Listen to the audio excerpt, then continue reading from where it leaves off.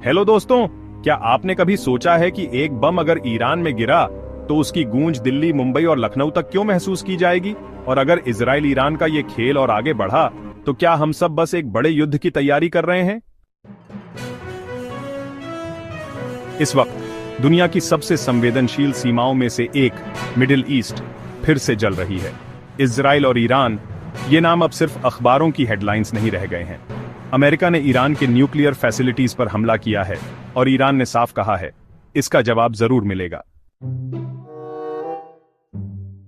लेकिन सवाल यह है कि इस पूरे झगड़े की असल जड़ क्या है? क्या ये सिर्फ दो देशों की दुश्मनी है या इसके पीछे छुपा है एक बहुत बड़ा भू राजनीतिक खेल जिसमें तेल, ताकत, धर्म और डॉलर सब शामिल हैं? और सबसे जरूरी बात, इसका असर भारत पर क्या होगा? दोस्तों, अगर आप ऐसी जानकारी पसंद करते हैं जो सिर्फ सतह पर नहीं रुकती बल्कि गहराई में जाती है, तो प्लीज अभी वीडियो को सब्सक्राइब जरूर कर लीजिए, क्योंकि हम हर हफ्ते ऐसे ही मुद्दों को खोलते हैं बारीकी से, लेकिन दोस्ताना अंदाज में। दोस्तों, ये दुश्मनी 1-2 साल पुरानी नहीं है। 1969 में ईरान में इस्लामिक क्रांति हुई और शाह की जगह आया धार्मिक शासन आयतुल्लाह खमैनी का। इस शासन ने इजराइल को शैतान कहकर अपना दुश्मन घोषित कर दिया। उधर इजराइल, जो खुद को एक यहूदी राष्ट्र कहता है, वो कभी नहीं चाहता कि ईरान जैसा देश न्यूक्लियर पावर बने। 2006 से ईरान अपने न्यूक्लियर प्रोग्राम पर काम कर रहा है और इजराइल को यह खतरा लग रहा है कि अगर ईरान के पास बम आ गया तो उसका पहला टारगेट इजराइल ही होगा। इसीलिए इजराइल ने ईरान के साइंटिस्ट्स को टारगेट करना शुरू किया, न्यूक्लियर प्लांट्स पर साइबर अटैक किए।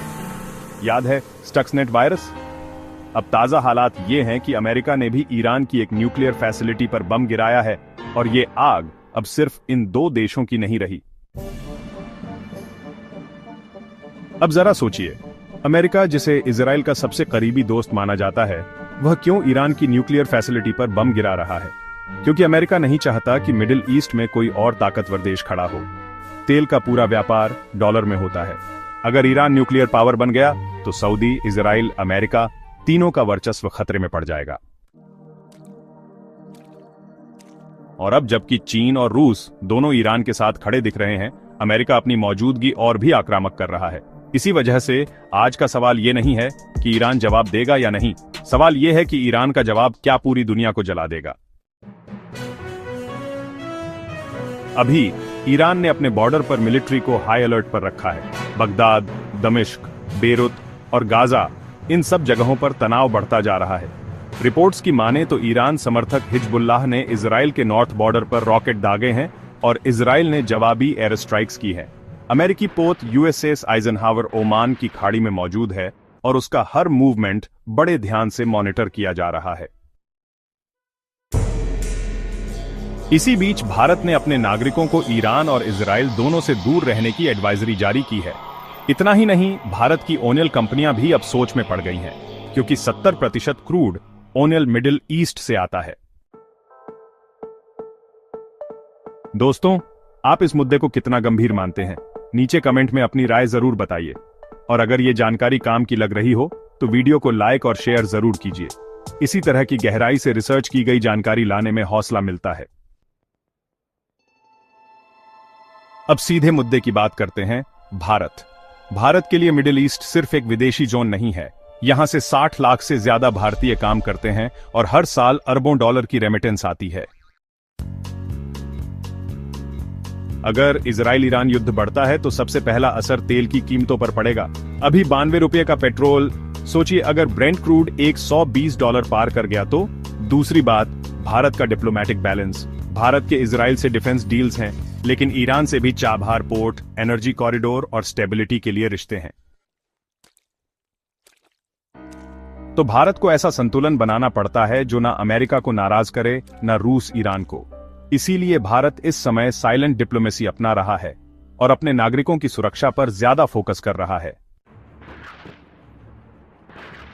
अगर ईरान सीधा हमला करता है इजराइल पर तो जवाब में अमेरिका भी कूद पड़ेगा, और अगर ये दोनों एक साथ भिड़े तो हौथी, हिजबुल्लाह, हमास और लेबनान जैसे ग्रुप्स एक्टिव हो जाएंगे।